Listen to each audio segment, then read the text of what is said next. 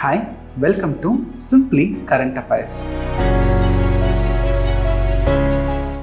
Before going into today's editorial discussion, let's first finish the feedback for the question given in the last video. So what was the question?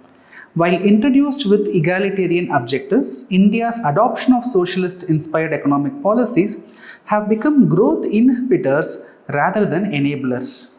Discuss this paradox and propose a way forward. So, in the introduction only, you highlight this paradox. With what intention we brought our legislations and what was the consequence. Right? That paradox you mentioned in the introduction, then put a subheading, highlight the consequences, then put a subheading, highlight the way forward, solutions, suggestions, how to overcome this. Then we can give the conclusion. Structure is very simple. So, if you are watching this video series for the first time, then please watch the introductory video given in the playlist to know how to participate in this answer writing program. And also, please watch the previous editorial video if you haven't watched to understand this topic. Right? Now, we will give the feedback for the answer. So, this answer is written by Veena. Veena, we are observing your answers for a long time. As you all know, I have been doing this answer writing initiative for a long time in my Telegram channel. So where Veena is a sincere participant and your answer writing skills have significantly improved. A lot of students ask me, sir, I am a fresher, from where to start, how to start this answer writing. You have to start. Your initial answers will be substandard. Definitely it will not be perfect. Don't aim for perfection immediately. Keep doing this again and again. In every video, I will be sharing you the model answer, right? Compare your answer with model answer. And more importantly, compare your answer with the topper's answers, the best answers. Then you will know where you are and get the inputs and rewrite the answer. Rewriting the answer is what is more important, right? I'm telling for everyone, even if you are not writing answers immediately, once after watching the video, once after knowing the model answer and the best answers, from there get inputs and rewrite. That will help you a lot. Okay? So yes. So Veena, your introduction, your answer is good. Just one point I would like to highlight. So you started with post-independence India. India embraced Fabian socialism. Fabian socialism is nothing but an ideology where socialistic ideas are achieved within the democratic institutions. So India embraced Fabian socialism with state-led planning and policies to promote social justice. Fine. So this led to inefficient industries. See, here is where the problem. You are using extreme words. This has led to inefficient industries, inability to global competence and trapped economies of scale. Look, the editorials are written by individuals. Their perspectives are given. It is not always necessary that their perspectives are 100% correct. We have to get perspectives and we have to write the answers according to the demand of the question. Just imagine if the evaluator is a leftist. If I am the evaluator, assume that I have more leftist inclination, then do you think I will appreciate your introduction? So don't use sweeping words. So don't say this led to inefficient industries. No. See, on that time period, this was the best model. We adopted it. Now it requires changes. As the country is changing, economy is changing, model is changing, society is changing, there's a need for change. Okay, so we should not say that this led to inefficient industries. That is the only problem in your answer. Unfortunately, it comes in the introduction itself. So if the evaluator is left biased, then I will have a very bad impression about your answer, your personality, then I might not be giving sufficient marks. Okay, so keep this in mind. Then you are going to the how the policies resulted in a paradox with a good intention. What happened that you have highlighted with contemporary examples. See, many students, they made a mistake. What mistake? You were highlighting not the contemporary examples. You are mentioning about license Raj, you are mentioning about inefficiencies in the public sector undertaking. That is not the point here. Today, see, those days we came with a good intention, but that is backfiring us today. So give today's example. Okay, so small car incentives example, dwarf industries, you have mentioned that. All these we discussed in the editorial topic. Okay, then the factory floor area restriction, MSME tax benefits, subsidies in agriculture. Subsidies in agriculture is given for small farmers, not for the bigger farmers, right? So that then see, and the good thing is for every subheading there's an example as well. So PM Kisan Yojana is not for those farmers who are paying income tax. So this is not trying, it is benefiting small farmers, not the big farmers, right? Similarly, small startups, they are having a lot of tax benefits, and also today because of the advantages for the smaller startups, bigger players like Ola, Swiggy, so they are creating some new small entities, and through that small entities they are trying to get the benefits. So, Veena has highlighted the actual pain points today because of the consequences. Then Veena has also given way forward. So, provide incentives based on performance, sunset clause for the government support, provide incremental incentives based on the growth, and flexible framework, encourage innovation, right? So, such dwarf firms can be brought together and we can address their problem. So nothing to comment and connecting. So we need a shift, we need a paradigm shift to achieve our Viksit Bharat goal by 2047. Veena, your answer is really good. Nothing to comment, nothing to explain much as well. Okay, others also please go through that answer. So today we have taken editorial topic from the Indian Express. The article deals with Indus Water Treaty. So we will try to understand this topic from our UPSC mains perspective. First, let me give you an idea about this Indus Water Treaty. See, this Indus Water Treaty was signed in the year 1960 by the then Prime Minister of India, Jawaharlal Nehru, and the then President of Pakistan, Ayub Khan, in the presence of World Bank mediator. See, when India and Pakistan got partitioned, both the countries divided the land, resources, people, but however, when it comes to dividing the river, Indus river system, there was a lot of challenge. It was very difficult. Till 1960, through various temporary arrangements, both the countries were sharing the water, but however, finally in 1960, after 9 years of negotiations, in the presence of World Bank, we signed in 1960, we signed Indus Water Treaty. This Indus river system is divided into western rivers and eastern rivers. In western rivers, we have Indus, Jhelum, Chenab. In the eastern rivers, we have Ravi, Bias, Sutlej. As per the treaty, this Indus, Jhelum, Chenab will go to Pakistan. The Ravi, Bias, Sutlej will be with India. So, if in terms of percentage, 80% of the Indus system will be used by Pakistan and 20% by India. Though the western rivers, Indus, Jhelum, Chenab, is for Pakistan, according to the treaty, India can use that waters for non-consumptive purpose. That means India should not deviate that water for agriculture or industrial use or anything else. India, without disturbing the water, that is, India should not consume it, but without disturbing the water, India can make use of that water flow. For example, we can develop some hydroelectric power project, right, with which we can generate power. So that India can be done, India can do. Similarly, the eastern rivers, though it is for India, it at one point it goes to Pakistan, then it falls in the sea, right? So that eastern rivers also, when it flows to Pakistan, that part Pakistan can use, no problem. So this is the crux of the treaty. The treaty also created a framework, a structure. So if there should be some cooperation, right? Both the countries are sharing a river system. There should be a cooperation on both the side. Hydrological data and all has to be properly shared. So for ensuring cooperation, a permanent Indus Water Commission was also set up under this treaty. So Pakistan representative, Indian representative will be meeting regularly to ensure cooperation. And if at all there is some dispute, to resolve the dispute, we can bring a neutral expert, third party, or we can even access court of arbitration to solve the problem. This is what the treaty has said. See, Indus river system is very, very important for Pakistan. It is very important for Pakistan. If you take almost 90% of the irrigation system in Pakistan is based on the Indus river system. Almost 30% of the power for the Pakistan is coming from the hydroelectric projects built in Jhelum river as well as Indus river. World bigger dams, one of the biggest dams are built in Indus and Jhelum rivers on the Pakistan side. It is through which Pakistan is generating huge amount of hydroelectric power. Without these rivers, without water flow in these rivers, there will be a huge blackout in Pakistan. Almost 43% of cultivable land, farmland in Pakistan, 43% of the cultivable land, farmland in Pakistan, the land is salty.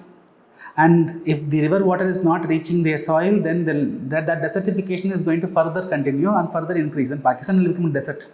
So, for ensuring livelihood, food security, to ensure the livelihood of the people, to ensure energy, this river system, active flow of water in the river system is very, very important for Pakistan. Right? Now, in this backdrop, this treaty is one of the successful treaty in the world. For 65 years, despite of various wars between India and Pakistan, various conflict tensions, political tensions, terror tensions, this treaty survived for 65 years until April 2025.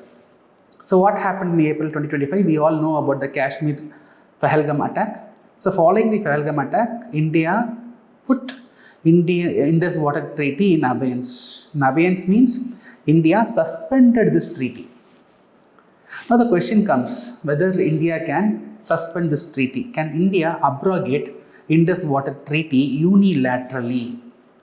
See, if you read the Article 12 of the Indus Water Treaty, which clearly says that unilaterally neither of the country can do this.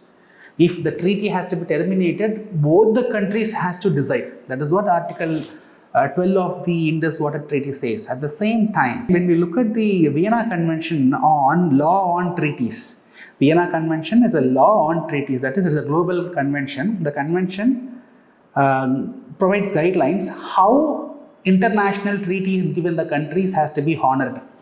The Vienna Convention clearly says that when the fundamental character, circumstances, when the fundamental circumstances is getting changed, then either of the country can suspend these international treaties.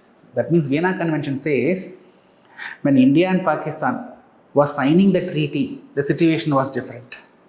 When the fundamental circumstances getting changed today, then either of the country can suspend it. This is not just for Indus Water Treaty. Vienna Convention is a convention which will provide guideline for all the global treaties.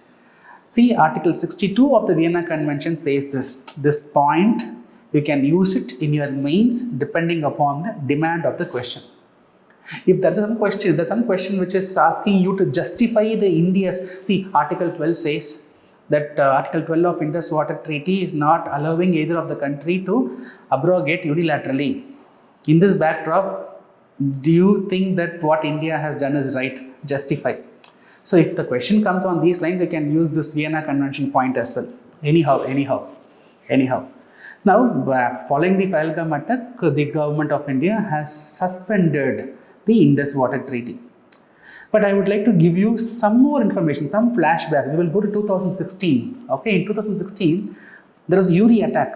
So following the Uri attack, our Prime Minister said, with respect to the context of Indus Water Treaty, Prime Minister said, blood and water cannot flow together.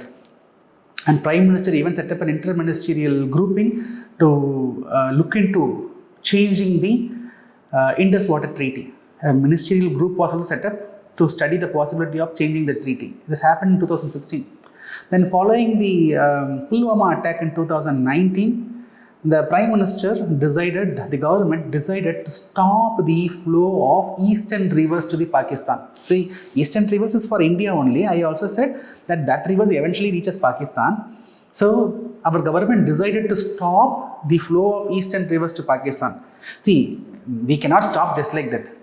We have to build infrastructure to stop it. But government took a decision that we will stop. So we will build and we will stop. That decision was taken in 2019. Then in 2023, the government set up a committee to study the revision of this treaty, because there's a changing circumstances. Climate is changing, demography is shifting, cultivation pattern is changing, and given the backdrop of terrorism, wars, etc., the Indian government wanted to renegotiate the treaty, and it formally asked Pakistan for the participation in this renegotiation. However, Pakistan refused to participate formally. Right? So this was the situation till 2023, and 2025 we had this Pahalgam attack. Then finally government decided to put this treaty on suspension. So now the article in the Indian Express is discussing about the challenges in the existing Indus Water Treaty. The treaty has to be amended. The author of the article is saying the treaty has to be amended, and the author is highlighting the challenges. So what are all the contemporary challenges for this treaty? For the continuity of the treaty, there are some contemporary challenges. What are those? See, number one, the political tensions. Number two, the terrorist tensions, the tensions created by the terrorist organizations. Number three, see, as per the treaty only, we can use the western rivers for the non-consumptive purpose. But however, whenever India comes up with some efforts to build a dam in the western rivers, Pakistan will stop it.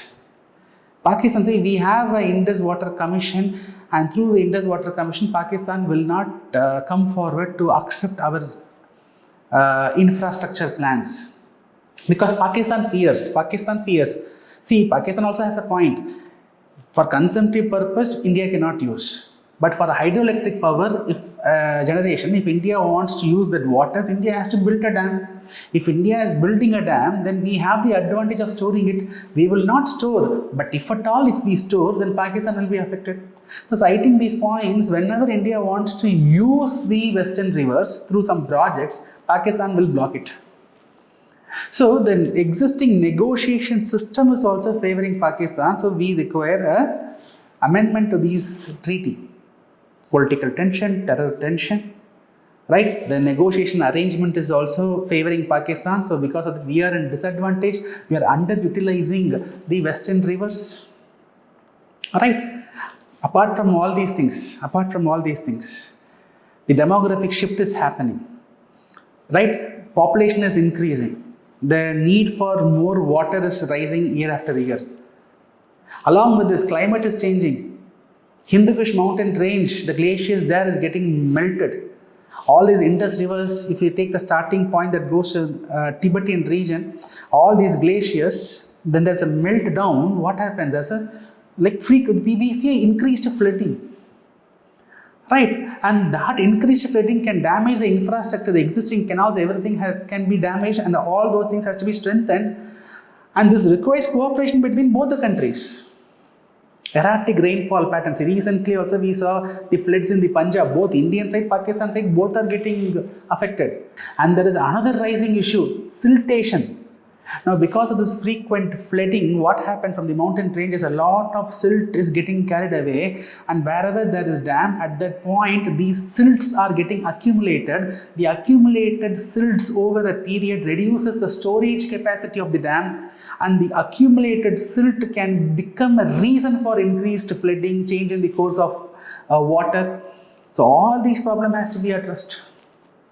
And also, Indus Water Treaty, the treaty is not focusing on environmental concerns and all, right? The treaty should also include, see, when the treaty was introduced in 1960, the main idea was how to divide the waters and nothing else. But now we have to go beyond, right? So we have to take care of the environment, the ecosystem itself. The treaty is not talking about protecting the ecosystem in that region. So because of all these reasons, we have to sit to renegotiate and come up with a new Indus Water Treaty. So what we need is a pragmatic way of approaching this problem, solving it with fullest cooperation between both the countries, and arriving at a renegotiated treaty is what is the need of the hour. This is what the article is all about. So whatever we have discussed, I have given in detail in these slides. These slides I will share. I will share the link in the description. You can download and you can make use of it, where I have explained about the western rivers, eastern rivers. Okay. So what is the mechanism involved in negotiating regarding Indus Water Treaty? Then the Uri attack, what happened? 2019 Pulwama, what happened? All those I have given here. So can India unilaterally abrogate the treaty? That information is also given here. About the Vienna Convention on the Law of the Treaty is also mentioned here. Okay. So why Indus is important for Pakistan? Those points also I have given in detail here. And what are the contemporary challenges regarding this IWT, Indus Water Treaty? Okay. So finally, way forward. All those challenges, you address it, that becomes the way forward. Okay.